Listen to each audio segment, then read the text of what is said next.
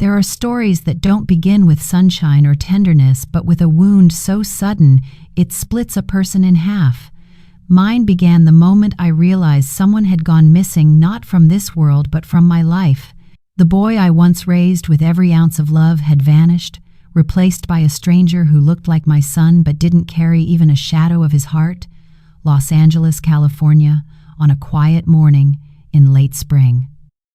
The phone lay in my hand, still gnawing from the call I had ended just minutes before.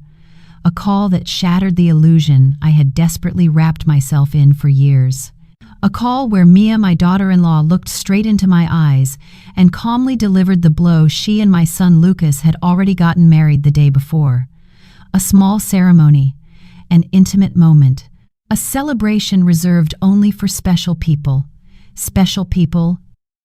2 words sharp enough to slice through decades of motherhood sacrifice and blind devotion. 2 words that told me without hesitation that I was not one of them. I stood frozen in my own living room, unable to decide if the heaviness in my chest came from heartbreak or humiliation. Lucas didn't dare look at me. Mia sat comfortably on the couch I had bought for them, legs crossed, a faint smile on her lips, the kind of smile people wear when they know their cruelty has landed exactly where they intended. In my closet hung the soft lilac dress I had picked out for the ceremony. Next to it, the new shoes I had saved for weeks to buy. I had imagined myself standing beside my son, smiling through tears of pride, watching him start his life with the woman he loved. I had imagined photographs where I would be by his side, not erased like an afterthought. I had saved $1,000 as a wedding gift. I had cleaned my home from top to bottom, picturing them returning after the ceremony to celebrate with me.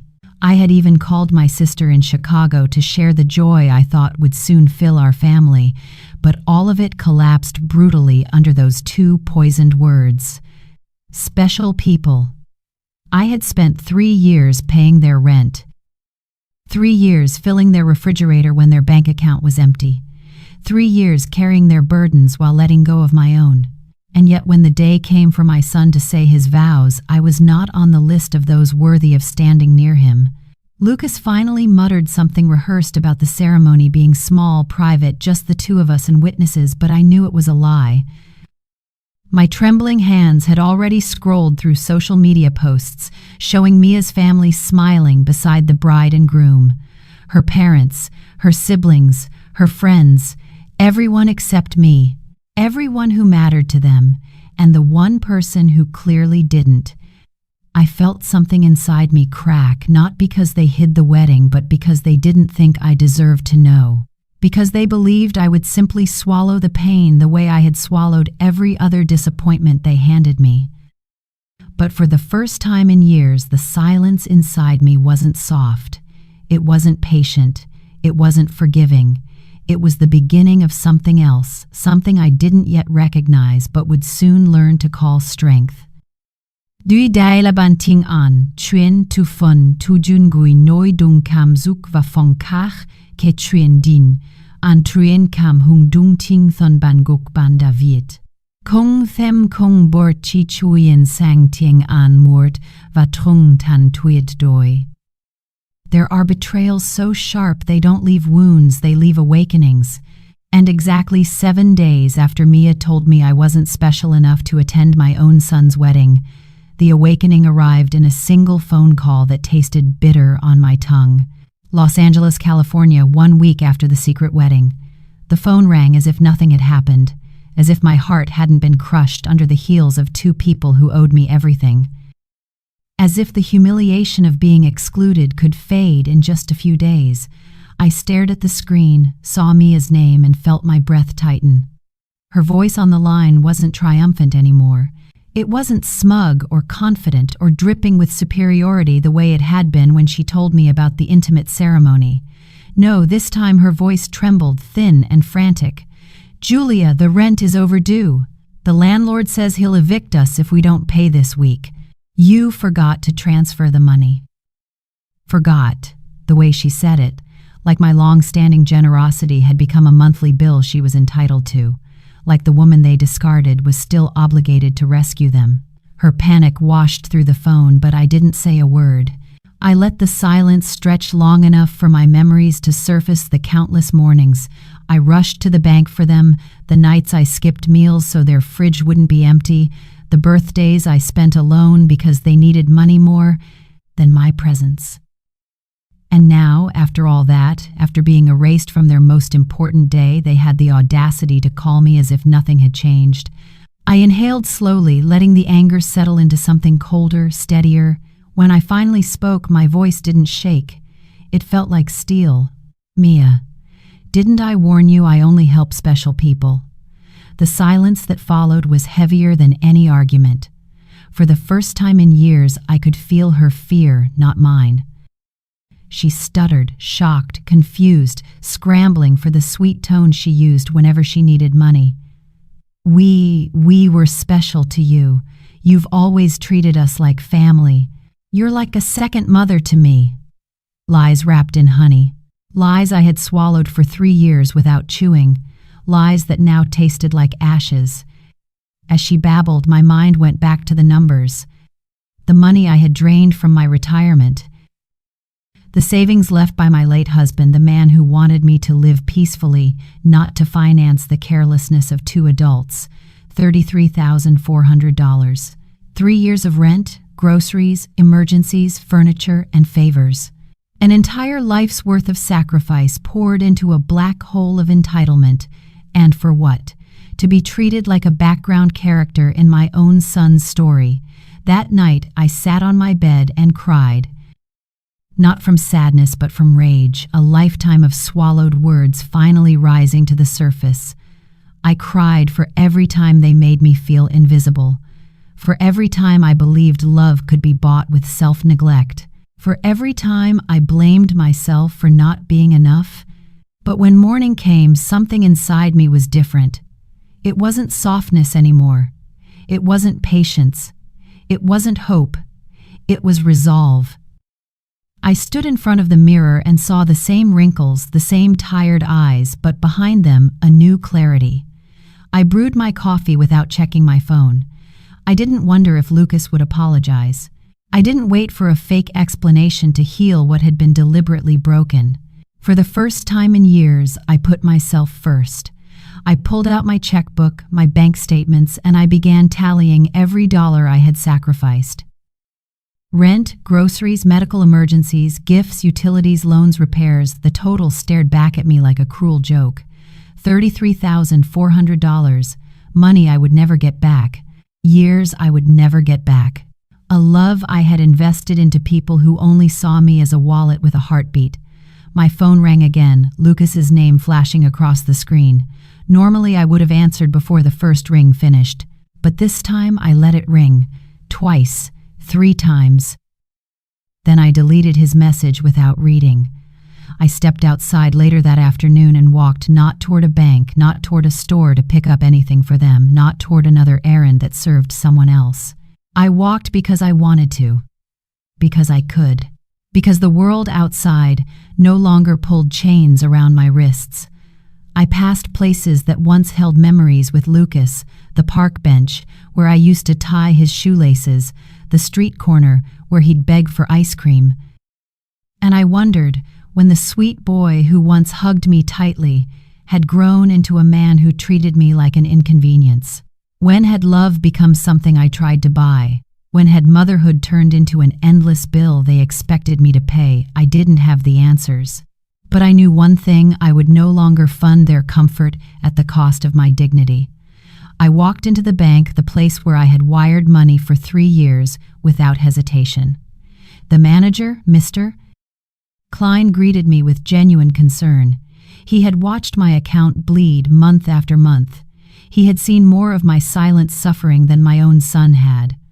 I need to cancel all automatic transfers, I told him. And I want my accounts protected. No one else gets access. He processed everything quietly, respectfully, while my phone continued to ring non-stop. Lucas again. Mia again. Each call more frantic than the last, as if they could sense their golden tap was drying up. When I left the bank, I felt lighter, leaner, stronger. For the first time in years, my money was mine. My life was mine. My choices were mine. But when I arrived home and saw 3 cars parked in front, Lucas's, Mia's, and another I didn't recognize, I felt the air thicken. They had keys. I had given them trust, and now they were inside my home without my permission. It was time for the first real confrontation of my new life. I took a deep breath, steadied myself, and reached for the door. There are moments in life when you finally understand that the people you love most can become the very storm that threatens to drown you. And as I, Julia Anderson, stepped into my own home that day, I realized the storm had already broken through the door. Los Angeles, California, moments after I found Lucas, Mia, and a stranger inside my house. Lucas sat with his head buried in his hands. Mia paced back and forth like a cornered animal, and the older man at my dining table, the one I didn't recognize, had spread out my personal documents in front of him as if he were preparing an autopsy of my life. A coldness washed over me. Not fear, not anger. Something deeper, the erosion of trust. I asked them what they were doing there, but the question barely left my mouth before Mia rushed toward me with a polished expression of urgent concern, the kind she used only when she wanted something. She said they were worried that they needed to talk, and then introduced the stranger, a family law attorney named Mr. Fisher, a lawyer. In my home. Sifting through my private papers, the insult was far worse than the trespassing. Lucas finally lifted his face, his eyes red, not from remorse but from panic. He said the bank had informed them that I had canceled every transfer and blocked all access to my accounts. He spoke as if I had committed a crime, as if I had wronged them by reclaiming what belonged to me. Then Mr. Fisher stepped forward with a patronizing smile that barely masked his arrogance. He said he had been consulted about my situation, words coated with false kindness, but carrying the sharpness of accusation. He spoke slowly, gently, the way people speak to someone they believe is losing their grip on reality.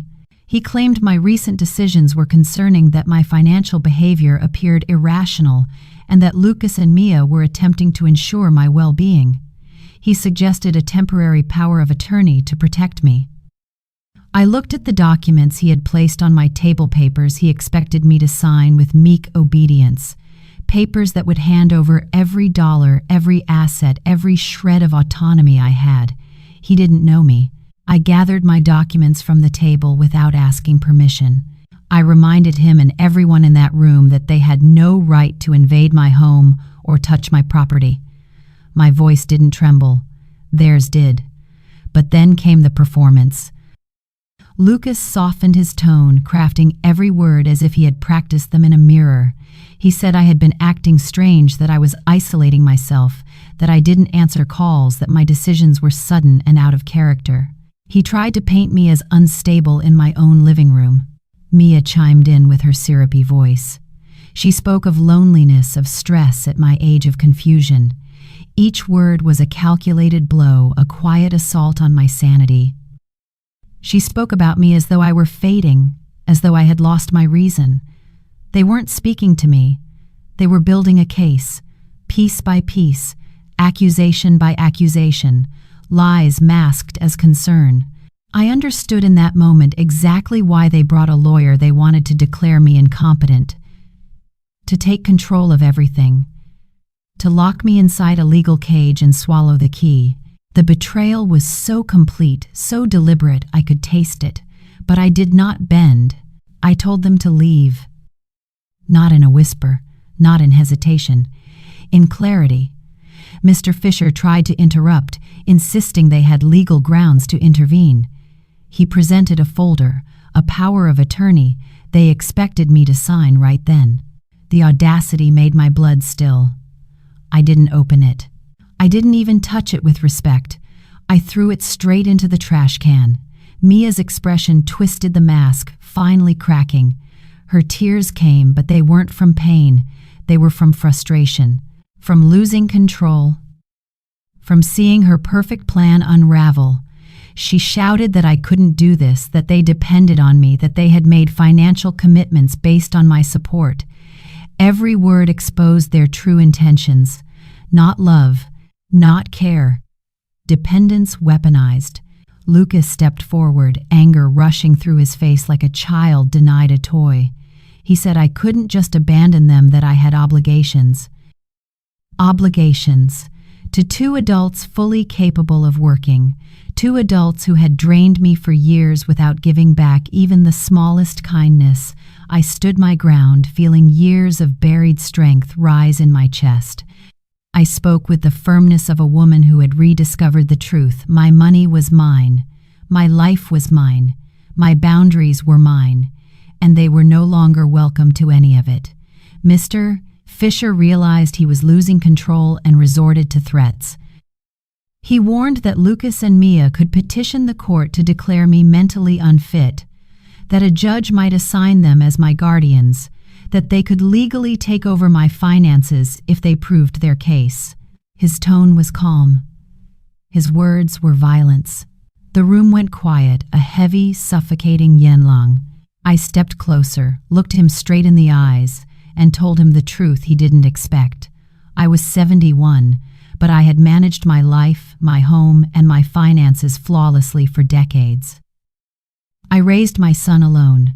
I worked honorable jobs, and until last week I supported two perfectly capable adults without questioning my own kindness. I was not the vulnerable one. They were the predators. And I was done being prey. Mia stopped pretending. She let her voice drop into its true tone, cold, entitled, venomous. She said they had rights, that everything I had would belong to them someday anyway, that they were just speeding up the process.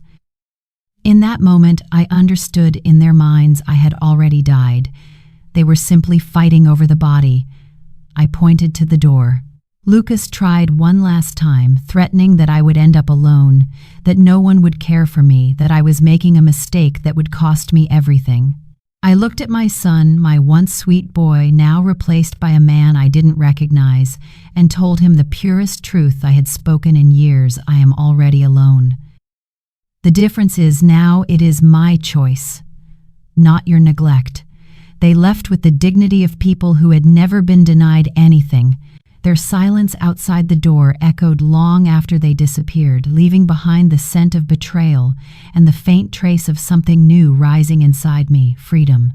That night I did not sleep. Not from fear, but from adrenaline, from a fire rekindling in my soul. I lay awake, mapping the future, planning every move, preparing for the war they had chosen. And when morning came, I was no longer the woman they thought they could break. I was someone reborn, someone sharpened, someone ready. The real battle hadn't begun yet, but I would meet it head on. Not with fear, with clarity, and with every ounce of strength they underestimated. There are battles we walk into knowing we may never come out the same. And as I, Julia Anderson, sat across from my lawyer the morning after throwing Lucas and Mia out of my home, I understood that the fight ahead would not be one of emotions, but of evidence, strategy, and survival. Los Angeles, California, the beginning of my counterattack. Mr. Weber listened to everything I said without interrupting. When I finished, he leaned back, fingers steepled, and told me something that made both my spine chill and my resolve harden. What your son and daughter-in-law are attempting is elder financial abuse, a federal crime. The word abuse settled into me slowly, like a truth I had refused to name. I had called it sacrifice, devotion, misguided love, anything but what it truly was. But now, hearing it stated so clearly, something in me aligned. We spent hours going through documents, transfer receipts, rent deposits, grocery payments, medical emergencies, furniture purchases, all the proof of my 3-year generosity. When he totaled it, the number made his eyebrows lift. $33,400. He looked at me as if seeing a survivor of something catastrophic. With this amount, he said, you could have traveled, lived comfortably, done anything you wanted. Instead, you funded 2 adults who didn't even invite you to their wedding. His words were not meant to wound. They were meant to awaken. And they did. I left his office with a detailed plan, a list of steps to reclaim my dignity and protect my life. Step 1, change all the locks. Step 2, install a full security system with cameras. Step 3, open a new bank account in a completely different bank. Step 4, reclaim the life I had paused for people who never valued it. I went straight to the hardware store. Mr. Sutter, the owner, had known me for years, mostly because I was always buying things to fix Lucas and Mia's apartment. He greeted me with his usual warmth, then paused when I told him I needed the best locks available. "No," I said, "this time it's for my own house." He didn't ask questions. He didn't need to. His son Ethan, a young man who installs security systems, came over. I looked him in the eyes and said, "I need cameras. Full system. No budget limit." He nodded, understanding instantly that this wasn't about luxury, it was about survival. While they prepared everything, my phone rang from a number I didn't recognize. I almost ignored it, but something nudged me to answer. It was Mia calling from someone else's phone because I had blocked hers. Her voice was soft, pitiful, strategic. "Julia, please don't hang up. We want to make things right. How about a special dinner? We can celebrate our wedding with you." Cook together, talk like family again. The manipulation was blatant, almost laughable. I cut her off with a question. "How much rent do you owe?" Silence. A long, telling silence. $1,000, but that's not why I'm calling. We miss you. You're important to us. "Do you miss me?" I asked, "or my money?" She actually hesitated, then said the cruelest truth wrapped in honesty, "Both." That single word was a confession stronger than any evidence. They had never loved me, they had depended on me. I didn't shout, I didn't curse. I simply said, "You made your choice when you excluded me from your wedding. Now I'm making mine." I hung up, and for the first time in years, I turned my phone off without guilt. That afternoon, I walked into the beauty salon I hadn't stepped foot in for over a year. Every appointment I ever made, I had canceled because Lucas or Mia needed something, money, help, errands. But now this appointment was for me and only me. "Julia, Cynthia," my longtime stylist exclaimed, "I thought you'd forgotten us." "I forgot myself," I said quietly, "but I'm done doing that." I let her wash away months of exhaustion from my scalp. She trimmed my hair, colored it, shaped it, and by the end, the reflection in the mirror looked like a woman who had crawled through fire and come out with her soul still intact. "You look free," she whispered, and I believed her. When I came home, a car I didn't recognize was parked outside. My heart clenched. I'd prepared myself for many things, but not for the sight of an older woman sitting on my porch step holding a mug of coffee. She stood when she saw me. "Are you Julia?" "Yes." "I'm Eleanor Brooks, your neighbor." "Did something happen?" I heard. Voices yesterday. Loud ones. "I just wanted to make sure you were all right." Her sincerity hit me harder than I expected. A stranger showed more concern than my own son. I invited her inside, and while I made coffee, I told her my entire story. Every detail, every cut, every bruise. When I finished, her eyes were wet. "Julia," she said gently, "you did the right thing." I went through the same thing with my daughter 5 years ago. Her confession stunned me. She explained how her own child had drained her financially until she finally learned to say no. The blackmail, the guilt, the threats. And then the transformation, how after 6 months, her daughter realized she had to grow up and came back with genuine remorse. Her story didn't give me hope. It gave me clarity. She looked me in the eyes and said something I will never forget. "Your responsibility is not to save them, Julia. Your responsibility is to save yourself." That night, for the first time in years, I slept without worrying about someone else's rent, groceries, emergencies, or whims. The next morning, the new locks were installed. The cameras were mounted. The alarms were active. And for the first time, my home felt like mine. Later that day, I called my sister Diana in Chicago. Our calls had become rare, mostly because I had grown ashamed of how much of my life revolved around rescuing Lucas and Mia. I told her everything, every word, every wound, every detail. She listened without judgment. Then she said something that hurt more than anything, Julia. Every time we talked, you bragged about how much you gave them, as if dollars were proof of love. But Lucas never spoke of you the way a son should. He talked about what you bought, paid, or fixed, never about who you were. The silence after her words wasn't empty. It was revelation. She continued, voice trembling with a truth she had held back for years. And Mia, she always talked about your future money as if you were already gone. I felt the room tilt. It wasn't just that they didn't love me. They were waiting for my absence, planning for it. I hung up the phone and stared into nothing, letting the weight of it settle. It didn't crush me, it clarified me. I had spent years believing love could be earned through sacrifice. But sacrifice without respect is not love. It is exploitation disguised as devotion.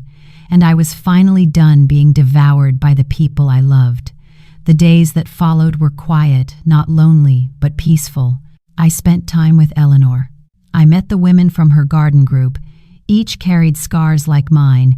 Each had once been someone's lifeline. Each had learned the brutal truth. Some children do not grow up. They just grow greedy. For the first time in decades, I had a circle of women who saw me, truly saw me, without expecting anything in return.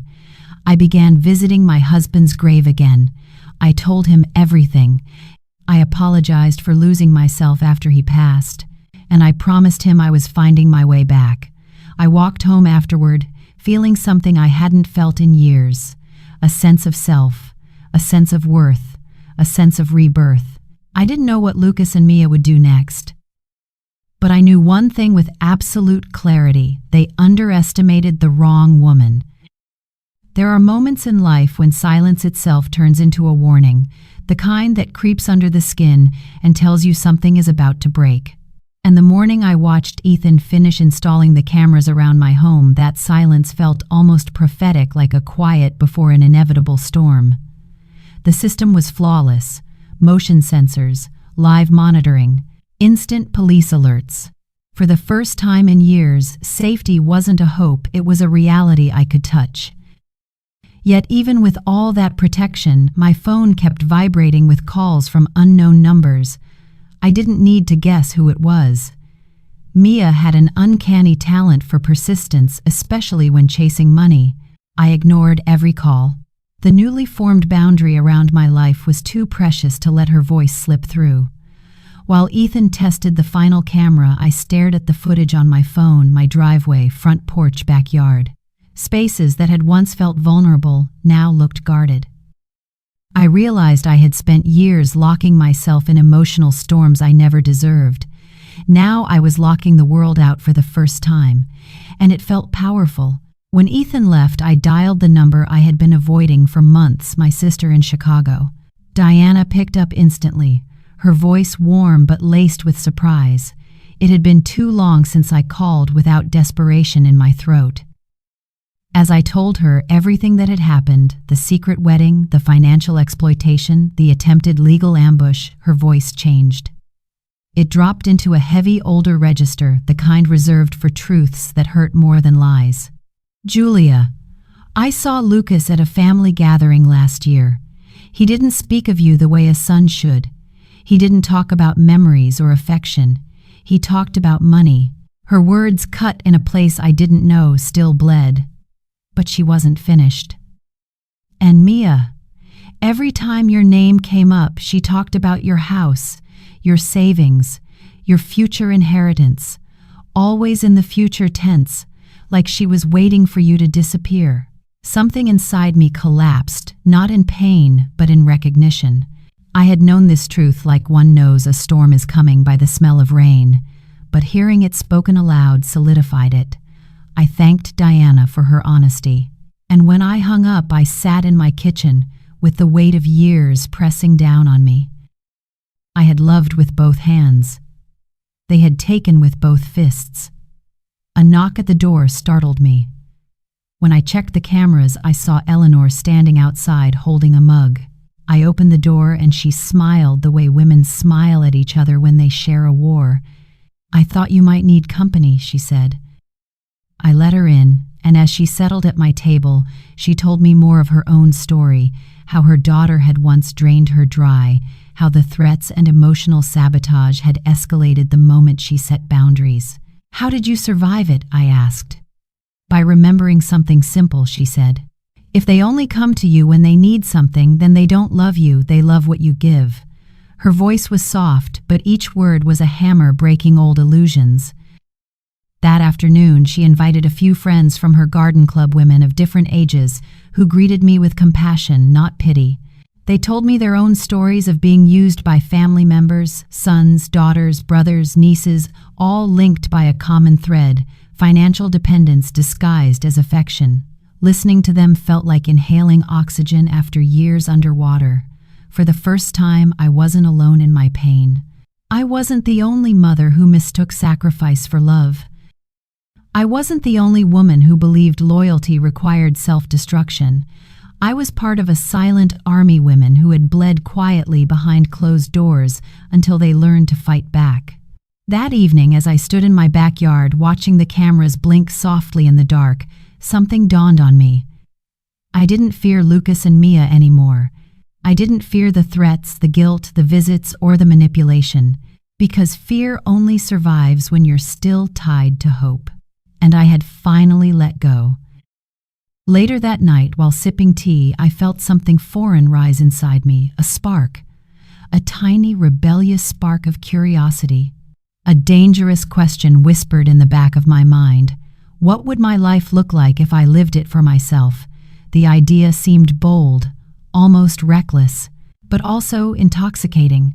For the first time in years, I slept deeply, not because I was exhausted, but because I was free. The next morning, I woke to a strange sensation, not panic, not dread, peace. I dressed slowly, choosing clothes I liked, not ones chosen for convenience, not something practical, not something I could work in while cleaning up the messes of others. I hadn't done that in a long, long time.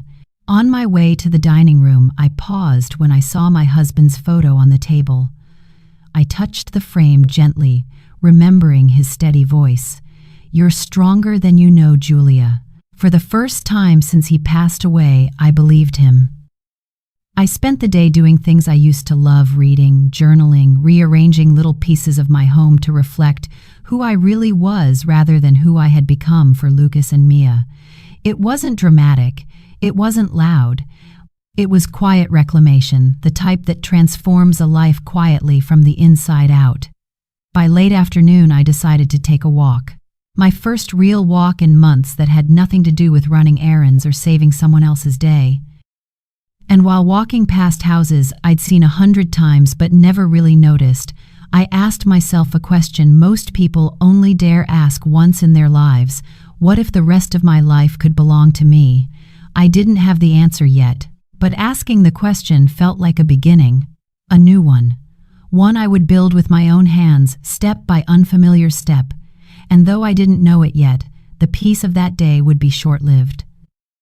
Because a storm was forming, one that would drag me into courtrooms, accusations, lies, and betrayals, deeper than anything Lucas and Mia had done so far. But this time, I wasn't walking into the storm unarmed. I was walking into it awake.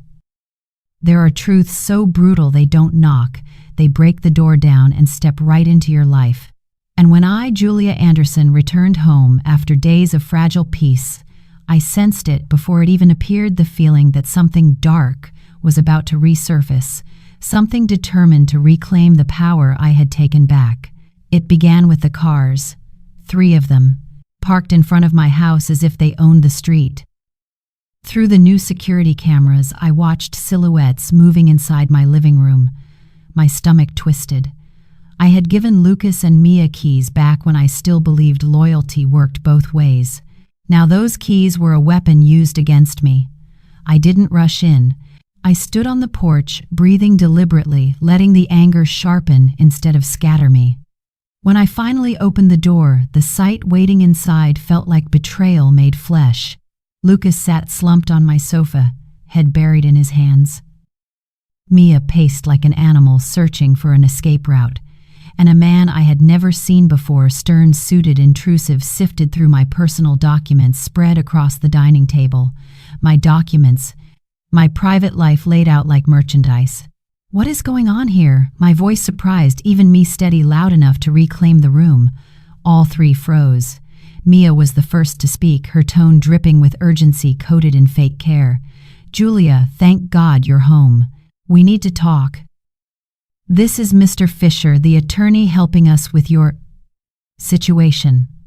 My situation. I repeated the words silently, letting them echo until they lost their disguise.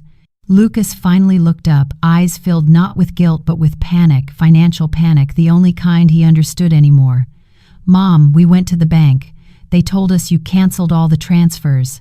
You blocked our access to your accounts. We don't understand why." Mr. Fisher stepped forward, hand extended, smile crooked in that professional way lawyers use when they intend to take something from you. "Mrs. Anderson, I've been asked to assess your mental well-being. Your children are worried." I didn't shake his hand. I walked right past him and gathered every paper he had touched, reclaiming them one by one like gathering pieces of myself. "You had no right to look at my private documents." Lucas tried to soften his voice into that condescending tone he used whenever he wanted something. "Mom, please, you've been acting strange, cutting us off, not answering calls. We think you may need professional help." Professional help? From the same people who had drained me dry. Mia approached, trying to touch my hand with that sugary tenderness she reserved for manipulation. "Julia, sweetheart, you're under a lot of stress. Loneliness at your age can cause confusion." Confusion. The word cracked open the truth I had been circling for weeks. They weren't here because they cared. They were here because they intended to take control legally. It wasn't about helping me. It was about disabling me. I stared straight at them and spoke clearly. "I am not confused." Silence, sharp, heavy, suffocating, fell over the room. Mr. Fisher stepped back, in voice calm, rehearsed, weaponized. "Mrs. Anderson, if there are concerns about your ability to make financial decisions, your family has the legal right to intervene. They've documented worrying behaviors." A laugh escaped me, dry, bitter, edged with disbelief. "Worrying behaviors? Like deciding my money belongs to me, like refusing to finance two adults who treat me like garbage." Mia flinched as if I had slapped her. "We've never treated you badly," she snapped.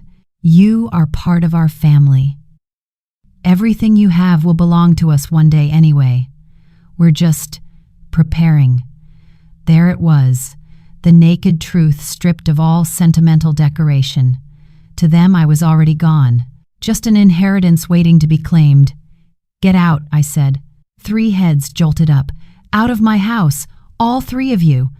Lucas stood abruptly, face contorted with the entitlement of a man who had never been told no. "Mom, we can't just leave.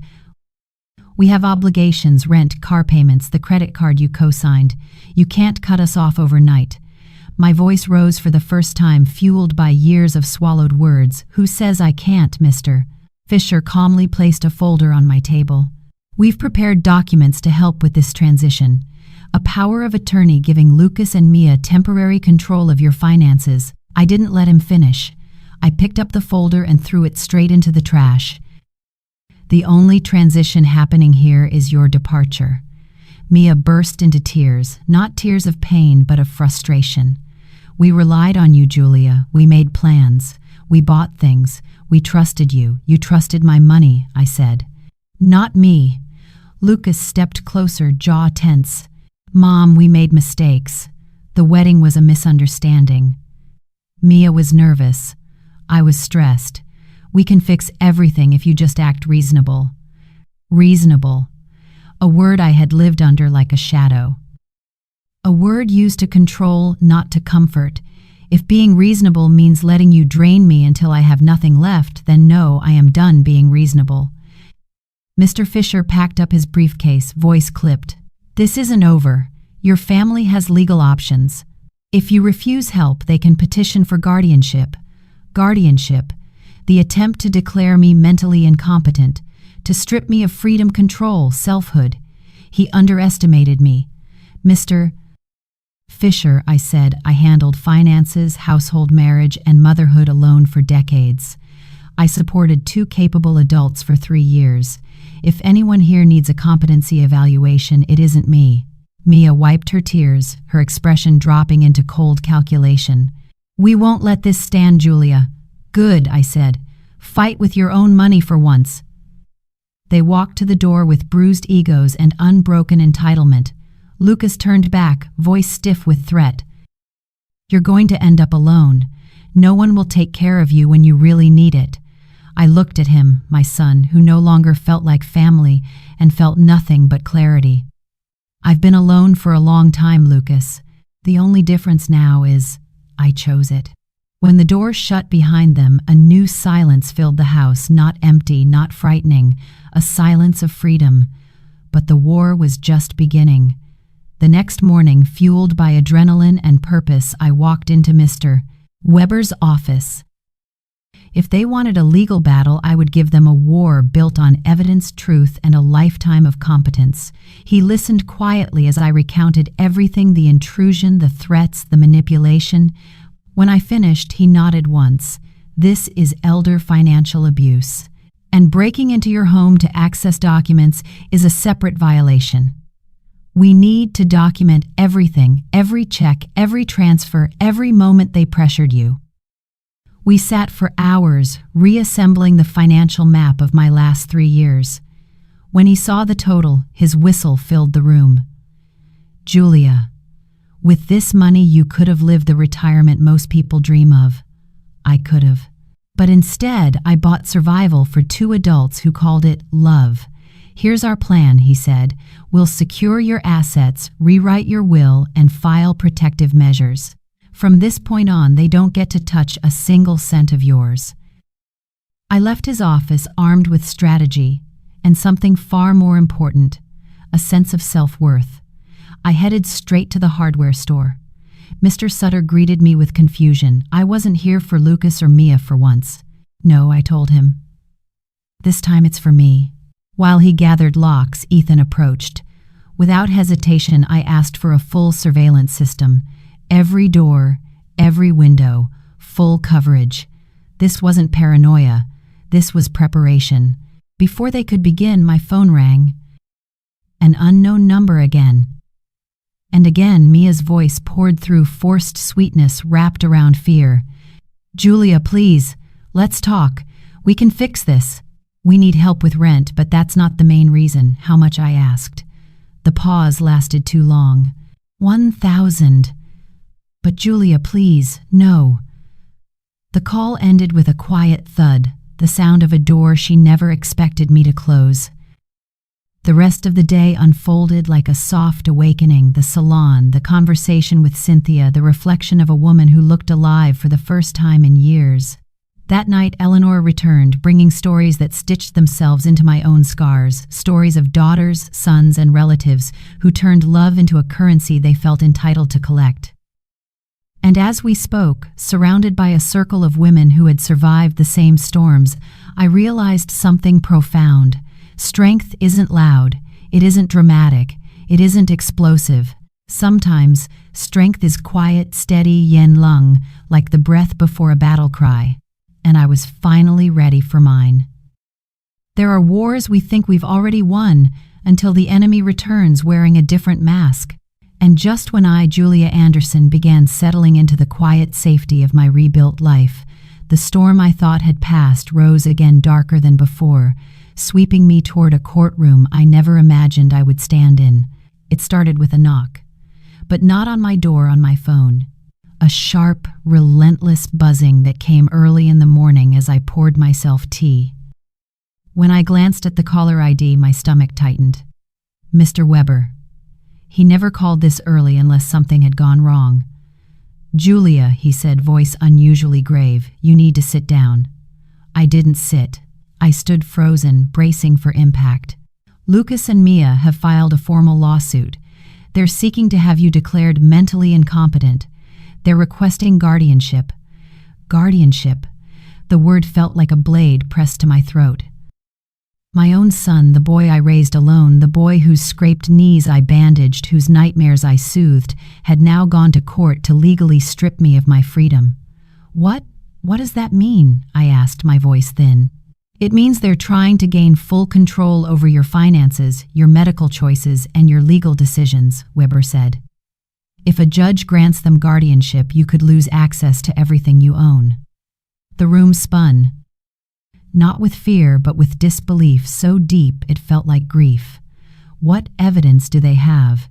His sigh came heavy through the phone. They've gathered statements from 3 witnesses who claim you've been acting irrationally. They submitted unpaid medical bills, fabricated most likely. And they used your refusal to undergo a psychiatric evaluation as proof of decline. Proof of decline. They had taken my instinct to protect myself from their manipulation and twisted it into a weapon. Who are the witnesses? I pressed. Weber flipped through papers. Mia, of course, a neighbor named Mr. Davis, and your pharmacist, Mr. Green. My heart dropped. Mr. Davis, the rude man across the street, who complained about everything. And Mr. Green, a kind man, easily manipulated. I grabbed my coat. We're going to talk to them. At the pharmacy, Mr. Green's face paled when he saw me. Miss Anderson, I didn't expect. Did you sign something about my medications? I asked gently, though my heart hammered. He swallowed hard. Your daughter-in-law came in. She said she was worried about you. She asked about your prescriptions. I told her you only buy vitamins and aspirin, but she insisted that meant you weren't taking proper care of yourself. Then she handed me a form. I didn't realize what it was truly for. Weber stepped forward. We need a written statement from you saying exactly that. Mr. Green nodded rapidly, shame spilling from his eyes. I'm so sorry. I would never try to harm you. I believed him. The deceit didn't belong to him, it belonged to Mia. Next, we went to confront Mr. Davis. He opened his door with a scowl as if our presence was an inconvenience to his existence. What do you want, mister? Davis. Weber said you filed a statement claiming you witnessed erratic behavior from Miss Anderson. Can you specify? He huffed. She put cameras everywhere like someone's after her. Strange people, always visiting. She yelled at her family in the street. Looks like something's off. I inhaled sharply. The cameras for protection, the visitors my new friends, the yelling me defending my home from an invasion. He had taken truth and stripped it of context until it looked like madness. You know nothing about my life, I said quietly. He shrugged. Didn't need to. I saw enough. There was no reasoning with him. People who want to believe lies always find a way. Back in Weber's office, we prepared our defense. You'll need a psychiatric evaluation, he said firmly. Not theirs, ours. From someone credible. I agreed. Not because I doubted my mind, but because I refused to let their lies stand unchallenged. The next morning, I sat across from Dr. Moore, a woman with calm eyes and a mind sharp enough to slice through manipulation. For 2 hours, she tested my memory, reasoning, judgment, emotional stability, mathematical puzzles, logical scenarios, personal questions. When she finished, she folded her hands. Mrs. Anderson, your cognitive scores are exceptionally high. You're mentally healthier than many people 20 years younger. Relief flooded me, but grief followed close behind. To have to prove I wasn't broken, to defend my sanity against my own son, was a wound deeper than any financial loss. That afternoon, Eleanor gathered the women from our small support circle. When I told them about the lawsuit, anger erupted in the room like heat from a furnace. We'll testify for you, Maria said. You are clearer and stronger than ever, Cynthia added. You're not alone in this, Alfreda said, her hands warm around mine, their support wrapped around me like armor. But that night when the house finally grew yen lung, the weight of everything pressed into my chest until I couldn't hold back the tears. Quiet, trembling tears, the kind that come when a truth is too painful to swallow. I wasn't crying because Lucas had betrayed me. I was crying because I knew finally fully that the son I thought I had never truly existed. And somewhere in the middle of that heartbreak, something hardened inside me. Not bitterness, not hatred, determination. I would not let them destroy my life, my autonomy, or the woman I had worked so hard to reclaim. The battle ahead would be brutal, but I was not the same woman who once begged for love with open hands. I was rebuilt, protected, awake, and I was ready for whatever came next. Some endings don't arrive quietly, they march in like a verdict. And as the day of the trial approached, I, Julia Anderson, understood that what waited for me in that courtroom wasn't just a legal battle, but the final confrontation with everything I had allowed, forgiven, excused, and endured. The morning of the hearing, I woke before dawn. Not from fear, from clarity. I dressed in my best black suit, the one I had saved for meaningful moments. Today was meaningful in a way I wished it wasn't, but it was mine nonetheless. When I looked in the mirror, I didn't see a victim fighting for survival. I saw a woman reclaiming her right to exist on her own terms. "We're ready," Mr. Weber said when he picked me up. "Remember, the burden of proof is theirs. You simply need to be yourself." His confidence steadied me. The courthouse in downtown Los Angeles felt colder than I remembered. The air, the hallways, the looks, everything carried the tension of people on the verge of losing something valuable. Lucas was already there, in a new suit, hair slicked back. He didn't look at me. Mia, dressed in black, as if mourning a loss, she caused herself, clung to his arm. The lawyer they had hired stood tall beside them with the smug confidence of someone who believed the case was already in his pocket. When the judge entered, the room shifted. Lucas's lawyer began his opening statement with the tone of a man narrating a tragedy. "Your Honor, Mrs. Anderson is experiencing a significant mental decline. She has isolated herself, refused help, and made irrational financial decisions. My clients seek guardianship solely to protect her." Every lie was delivered gently, persuasively, as if he were discussing a fragile old woman incapable of understanding the world around her. Then came the witnesses. Mia was first. Her tears returned on cue as she described how I had changed, how I had pushed them away, how I had fallen under the influence of strangers. "She's always been like a second mother to me," she sobbed. "Seeing her like this has been heartbreaking. Her performance was flawless. But even flawless lies leave cracks." Mr. Weber stood for cross-examination. "Mrs. Brooks," he began, "can you tell the court the last time you called my client without asking for financial assistance?" Mia blinked, caught off guard. We always talked about many things. "A specific date," he pressed. "I don't remember." "Is it true that you and your husband had a wedding without inviting my client?" "It was small." "And did you tell her you only invited special people?" Mia's face burned red. "It was taken out of context." "What was the right context?" Weber asked for. "Telling your mother-in-law she is not a special person." She had no answer. Then came Lucas.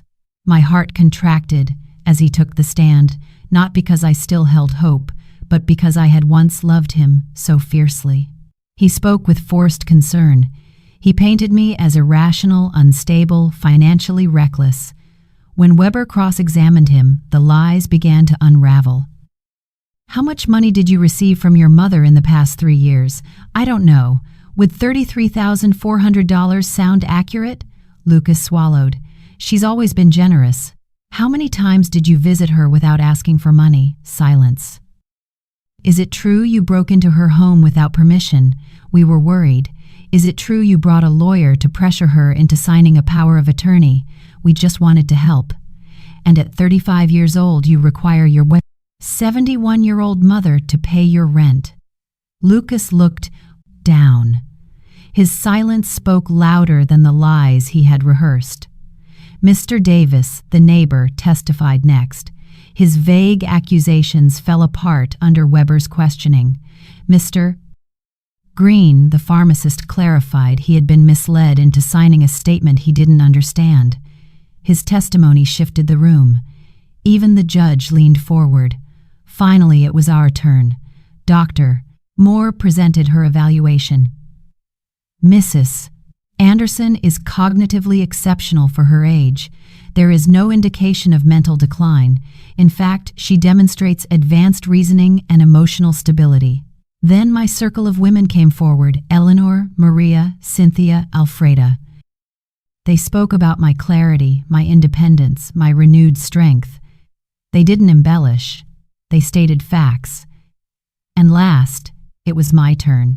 I walked to the stand feeling decades of exhaustion, love, sacrifice, and betrayal gather behind me like a shadow I was finally ready to step out of.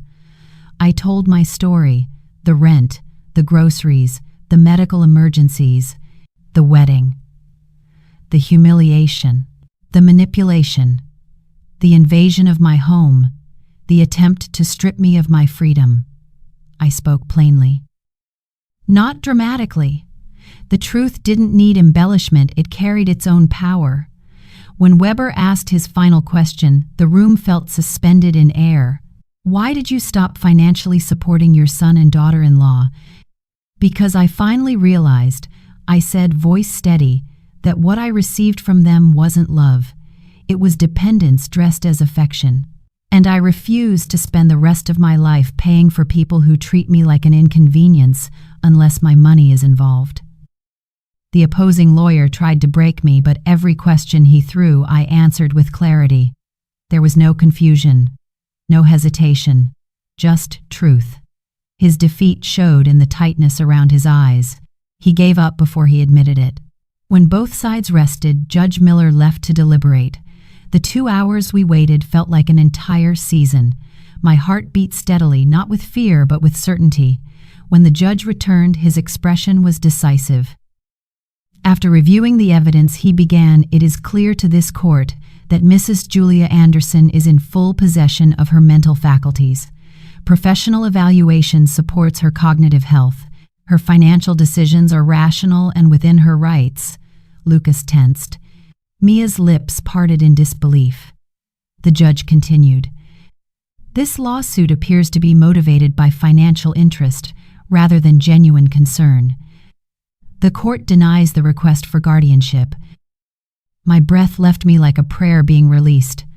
I had won, not just the case, but my life. Lucas and Mia stormed out of the courtroom before I stepped outside. Lucas glanced back once. There was regret in his eyes, but too shallow, too late. That night, Eleanor and the others gathered at my home. They brought food, wine, laughter, and the warmth of women who knew loss, triumph, and survival deeply. We toasted to freedom, not loud, not showy, but with the quiet pride of people who had walked through fire and learned to breathe again. Julia Alfreda said, touching my hand, "You didn't just win a trial today. You reclaimed yourself." She was right. 3 months later, I sold my house not out of fear, but for a fresh beginning. I moved into a beautiful apartment near the city center. I donated half of my savings to organizations protecting seniors from family exploitation. With the rest, I rebuilt my life. I traveled, I painted, I volunteered, I laughed again. I heard that Lucas and Mia moved into a smaller apartment. Mia found a job, her first real one. Maybe life was finally teaching them what I never could. Some nights, sitting on my balcony with the city lights below me, I think about the woman I used to be, the one who believed love had to be bought. That woman disappeared the day I walked out of that courtroom.